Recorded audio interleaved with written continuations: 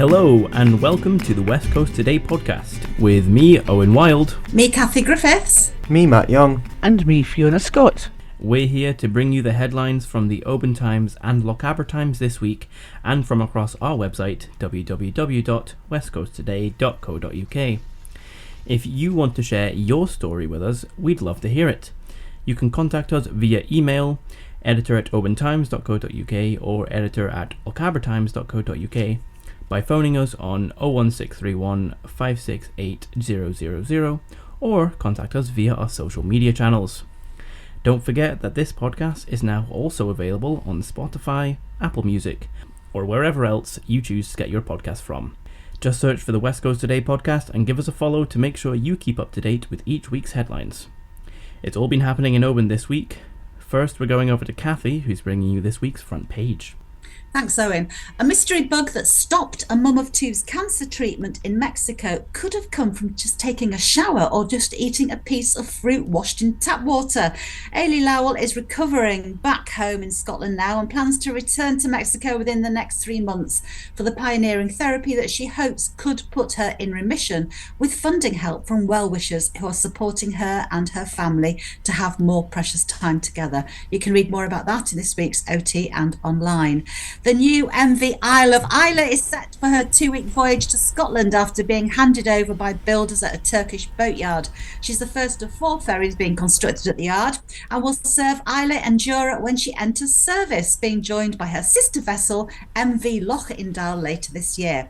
I think that deserves a cheer, Kathy. Yay. Okay. Woohoo! Yay. Yay! Anyone else want to add another cheer? Woohoo! Oh, well, there we go. Anyway, here's a classic for you, especially if you have a love-off or own a Land Rover. We've been following the trail of a rusty old banger of a vehicle, once abandoned in a field, that went on to find fame and fortune decades on. We've also got news of a new social meetup group in Argyll and Lochaber for those who want to talk all things Land Rover. It's called Tea on the Tailgate. Thank you very much, Kathy. Sounds like a great one for petrol heads out there. Now it's Matt's turn to give us the lowdown. What do you have for us? Thanks, Owen. Figures from the Scottish Government's budget have revealed that Argyll and Bute is set to receive the smallest percentage increase in funding across all of Scotland's 32 council areas. In its 2025-2026 settlement, the council received $259 million, but projections indicate that the region's allocation for this year will rise to just $273 million, subject to approval by the Scottish Parliament. This represents an increase of 5.55% in funding. Read more on the budget in our special report in this week's paper.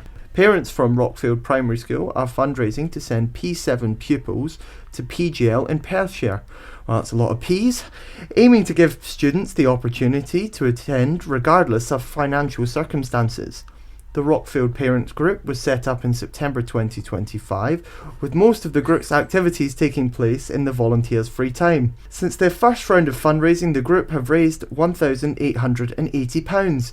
Despite this impressive figure, they're on the lookout for more help, so if you're a local business or feeling generous, get in touch to help them out. Finally, some sport for you. Bob McIntyre has risen to 6th in the world rankings following a top 5 finish in the PGA Tour's opener in Hawaii. Finishing 4 strokes behind Scottish Open winner Chris Gotterup, McIntyre recorded a final day 63 to end up in a tie for 4th at the Wally Country Club. The 29-year-old's performance was enough to see him rise above US Open winner JJ Spawn in the official Golf World Rankings. Thank you, Matt. Well, hopefully that major win for Bob is coming soon. Now, I was supposed to be handing you over to Sandy just now to cover Lochaber, as he has only just returned from holiday, but unfortunately he's come down with the bug. Get well soon, Sandy. So instead, it's business as usual, and I pass you into the capable hands of Fiona Scott. Welcome back, Fee. Thank you, and thanks.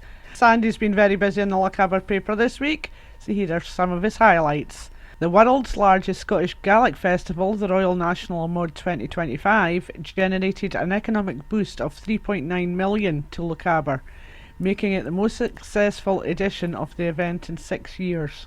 A fatal accident inquiry has found that no reasonable precautions could have prevented the deaths of 3 people who were traversing a ridge in Glencoe in 2023.